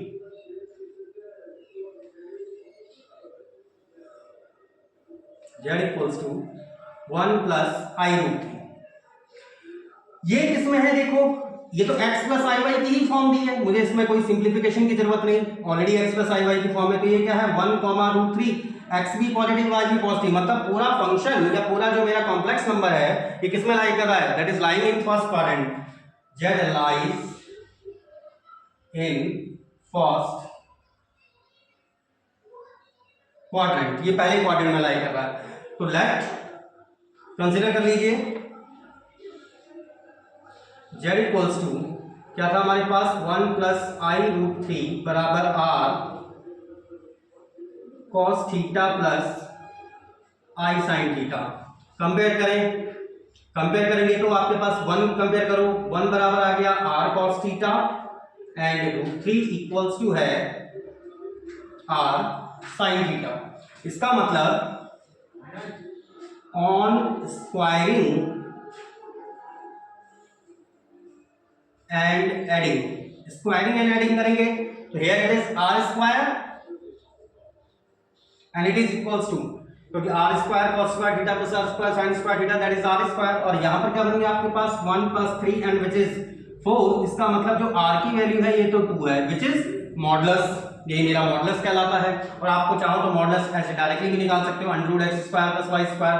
सेकंड मुझे निकालना होता है argument and tan theta, it is mod of y upon x, mod of ये मेरा x है ये y है, it is root 3 upon 1 which is root 3, और tan थीटा में रूट 3 कहां होता है दैट इज 60 डिग्री पे, तो 60 डिग्री मतलब विच इज पाई बाई 3। अब क्योंकि मेरा किसमें लाई कर रहा है कॉम्प्लेक्स नंबर, फर्स्ट क्वाड्रेंट में लाई कर रहा है, तो फर्स्ट क्वाड्रेंट का जो आर्गुमेंट था वो खुद अल्फा ही था, ये मेरा अल्फा के इक्वल है, अल्फा से क्योंकि तो थीटा को ही हम अल्फा कंसीडर कर सकते हैं।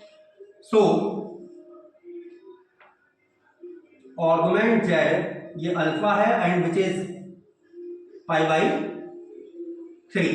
thus आप क्या लिख सकते हैं z बराबर 1 प्लस आई रूट 3 बराबर r e की पावर आई थीटा, r की वैल्यू है 2, e की पावर आई थीटा की वैल्यू है pi by 3 and it is the polar form of our complex number. ये हमारे कॉम्प्लेक्स नंबर की क्या जाएगी पोलर फॉर्म। अच्छा, अब इसमें जो 2-3 क्वेश्चन इसके बचे हुए हैं उसको आप एक बार घर पे ट्राई करिएगा, फिर हम नेक्स्ट में इसका अभी हम एक बार कंजुगेट को मैं एक्सप्लेन कर रहा हूँ, उसके बाद फिर हम लेक्चर अगले सेशन में देंगे।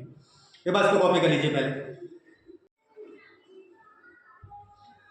देखिए मैंने हेडिंग डाल दी है conjugate of a complex number. Complex number का कंजुगेट कहने का मतलब होता है किसी भी कॉम्प्लेक्स नंबर में जो हमारा आई टर्म है, आई मतलब आयोटा, जो आयोटा है उस आयोटा को ही हम आई बोल रहे हैं। हाँ, मैंने हो सकता है अभी इससे पहले तक ये नाम प्रोनाउंसिएट ना किया हो, आई ही हमारा आयोटा होता है। अगर मैं आई को माइनस आई से रिप्लेस कर दूं तो जो नया नंबर मुझे मिलता है वही nogle कॉम्प्लेक्स कंजुगेट कहलाता है, या उस कॉम्प्लेक्स नंबर का कंजुगेट कहलाता है।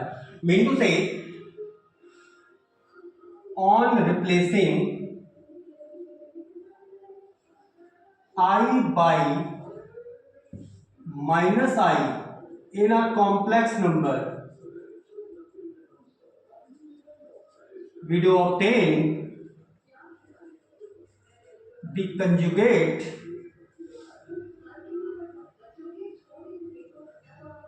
of complex number given।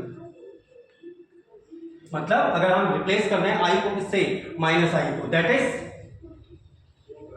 If Z मेरे पास x प्लस आई वाई दिया हुआ है, तो इसका अगर मैं कॉम्प्लेक्स कंजुगेट निकाल रहा हूं या इसका कंजुगेट निकाल रहे हैं हम, तो इसको हम रिप्रेजेंट करने का तरीका होता है उसको जेड बार। ये ध्यान रखिएगा, जब भी जेड के ऊपर बार लगेगा इसका मतलब आपने इसमें क्या करना है, आई को माइनस आई से रिप्लेस कर देना है। तो आई को अगर माइनस आई से रिप्लेस करूं that is x minus I Y.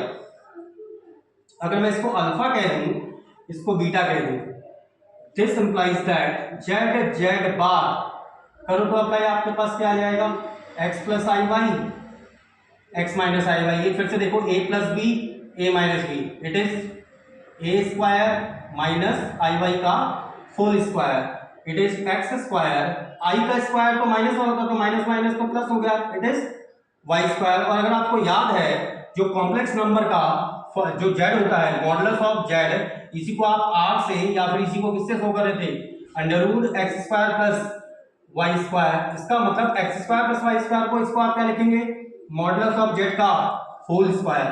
तो ये एक प्रॉपर्टी है जिसको आपको क्या रखना पड़ेगा, you must have to remember this, आपको इसको भी रिमेंबर रखना पड़ेगा।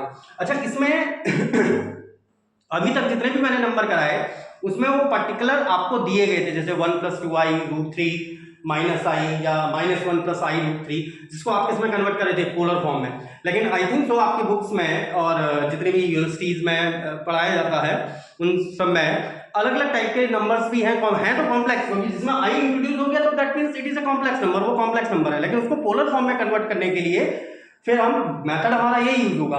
लेकिन थोड़ा सा क्वेश्चन आपको लगे कि हाँ यार डिफरेंट है, तो मैं एक या दो क्वेश्चन उसके भी करा दे रहा हूं, लेकिन उनको भी आपको क्या करना पड़ेगा, प्रैक्टिस करना पड़ेगा। तो फर्स्ट ऑफ ऑल कॉपी करिए फटाफट। आई होप आपने कॉपी कर लिया है।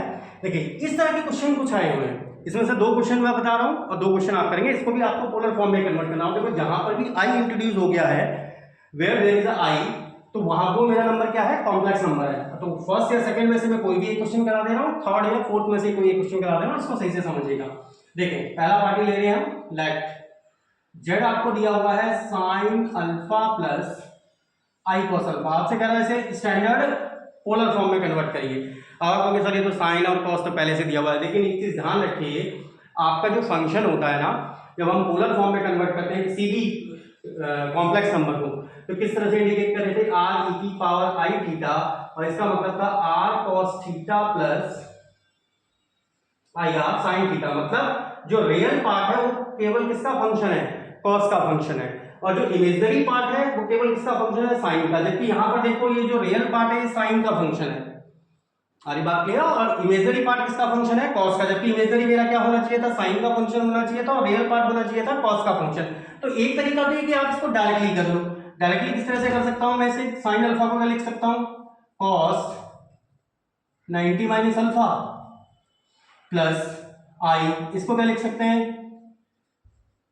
Sign 90 minus alpha. और ये देखो क्या बन गया, cos theta plus i sine theta, और इसकी वैल्यू क्या थी, e की पावर आई थीटा। थीटा के स्थान पर कौन है, π/2 माइनस अल्फा। तो इसका मॉडुलस ऑटोमेटिकली कितना हो गया, 1, and that is our answer. फिर सीधा सीधा आपको क्या मिल गया, आंसर मिल गया। सेम प्रोसेस इसके लिए भी की जा सकती है, इसको आप cos 90 माइनस अल्फा और इसको sin 90 माइनस अल्फा लिख सकते हैं। हमारी बात क्लियर। अच्छा अब इसमें और इसमें से कोई भी एक सवाल ले लेते हैं, मैं चौथा ले लेता हूं। Let z equals to 1 plus sine alpha I cos alpha. ये देखो ये तो पूरा रियल है, ये मैं इसका मतलब मेरा x के स्थान पर है, और ये पूरा क्या है, इमेजिनरी टर्म है। तो हम इसको अगर मुझे इसे पोलर फॉर्म में कन्वर्ट करना है तो हम क्या कंसीडर करके चलते हैं कि let 1 plus sine alpha plus आई कॉस अल्फा, ये x प्लस आई वाई है, ये x के स्थान पर है, ये y के स्थान पर है। इसको आप क्या कंसीडर करते हैं, r cos theta plus i sine theta, यही आपका r e की पावर आई थीटा है, जिसमें से आपको क्या क्या निकालना है, एक वैल्यू r को इंडिकेट करना है और दूसरा थीटा आपको मेजर करना है।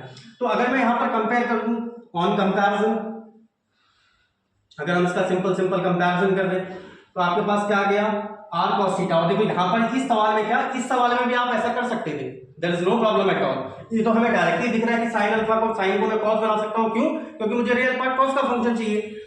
cos को मैं साइन बना सकता हूं क्योंकि मुझे इमेजिनरी पार्ट साइन चाहिए, तो इसलिए हमने उसको डायरेक्टली कर दिया। जहां पर हमें डायरेक्ट नहीं पता हो रहा है या हम डायरेक्टली कैलकुलेट नहीं कर पा रहे, तो वहां पर आप फिर इस तरह से कर सकते हैं। और इसको भी किया जा सकता था ऐसे ही। तो r cos थीटा से कंपेयर करेंगे तो that is 1 plus sine alpha, r sin theta it is cos alpha, इसको कुछ नाम दे दीजिए d1 एंड d2। तो एक तो मेरा टारगेट क्या था, r को निकालना, दूसरा थीटा को निकालना। तो स्क्वायरिंग एंड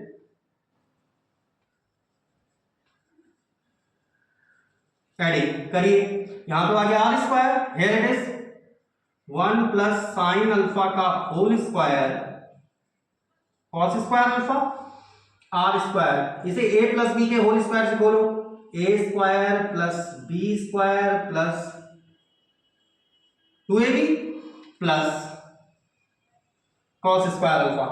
ये साइन स्क्वायर अल्फा और ये cos स्क्वायर अल्फा अगेन 1 है, sine square alpha plus cos square alpha 1 होता है, और एक 1 तुम्हारे पास पहले से है। तो ये कितना बन गया, 2 प्लस 2 साइन अल्फा, ऐसा क्या, ये मेरे पास क्या है 2 प्लस 2 साइन अल्फा है, ये r स्क्वायर की वैल्यू है। इसको आप क्या लिख सकते हैं, 2 मेरा entire common, that is 1 plus sine alpha. ये हमारे पास क्या आ गया, 1 प्लस साइन अल्फा। इस 1 प्लस साइन अल्फा को आप चाहे तो देखो, आप आंसर चाहे यहीं पर छोड़ सकते हैं, इट डजंट मैटर कि आप इससे आगे करें। आर को आप सीधा क्या कर सकते हो, यहां से अंडू ले लीजिए, दैट मीन ये मेरे आर की वैल्यू आ जाएगी। अगर आप इसको फर्दर सॉल्व करना चाहते हैं तो इसको किया जा सकता है। इसको क्या लिख सकते हैं आप, 2 1 मींस ऐसा लिख सकते हैं हमसे, sign square alpha by 2 cos square alpha by 2, sine alpha को 2 sine alpha by 2 cos alpha by 2, क्योंकि साइन 2 थीटा का आपने इंटर में फॉर्मूला पढ़ा है, 2 साइन थीटा कॉस थीटा, तो 2 थीटा मेरा ये है, तो 2 थीटा अल्फा है, इसका मतलब थीटा की वैल्यू कितनी होगी, अल्फा बाई 2 अल्फा बाई 2। अब ये क्या बन रहा है, a square plus b square plus 2ab, तो आर स्क्वायर की वैल्यू आ गई 2 cos alpha by 2 sine alpha by 2 का होल स्क्वायर। इसका मतलब आर क्या आ जाएगा, under root 2 cos alpha by 2 sine alpha by 2। तो ये तो क्या है मेरे पास, that is the modulus of that complex number. एक दिए गए कॉम्प्लेक्स नंबर का क्या है, मॉडुलस है। उसके बाद फिर हम इसका निकालेंगे सेकंड वन थिंग, क्या इसका आर्गुमेंट कितना है या tan थीटा की वैल्यू कितनी है। तो इतना कॉपी कर लीजिए, फिर I am going to erase it. और उसके बाद फिर रेस्ट आपका कौन कौन सा क्वेश्चन रह गया, एक तीसरा क्वेश्चन रह गया और एक सेकंड क्वेश्चन रह गया। These questions are to be done as an homework ही समझ लीजिए आप, क्योंकि लेकिन मैं आपको चाह रहा हूं कि आप प्रैक्टिस करें। अगर प्रैक्टिस कर रहे हैं तो मुझे आंसर्स जरूर भेजिएगा थ्रू द कमेंट्स।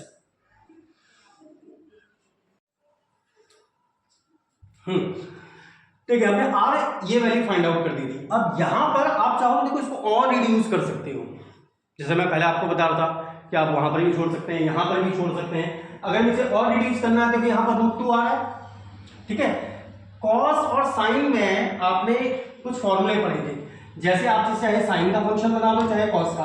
आपने क्या पढ़ा था, आपने एक फॉर्मूला पढ़ा है cos A minus B, that is cos A cos B plus sine A sine B. तो अगर मैं भाई इसको बी कह रहा हूं, कॉस बी, मेरे को कॉस ए चाहिए, ये साइन बी साइन ए चाहिए, तो साइन और कॉस में क्या ऐसी कोई वैल्यू है मेरे पास जिस पर दोनों की वैल्यू समान हो? बिल्कुल, कहां पर होती है हमारी, दैट इज 45 डिग्री, 1/√2 दोनों की वैल्यू। तो इसको आप किस तरह से कर सकते हो, इसमें आप एक काम कर सकते हैं, √2 से आप इंटू करिए, √2 से यहां डिवाइड कर दीजिए। लेकिन ये आपकी मर्जी पर डिपेंड है, आप ऐसा करते हैं या नहीं। आप आर की वैल्यू को उसी स्थान पर छोड़ सकते हैं। तो ये वैल्यू तो कितनी आ गई 2, it is cos π/4 cos alpha by 2 sin π/4 sin alpha by 2 which is 2 cos π/4 minus alpha by 2। अब मर्जी है तुम्हारी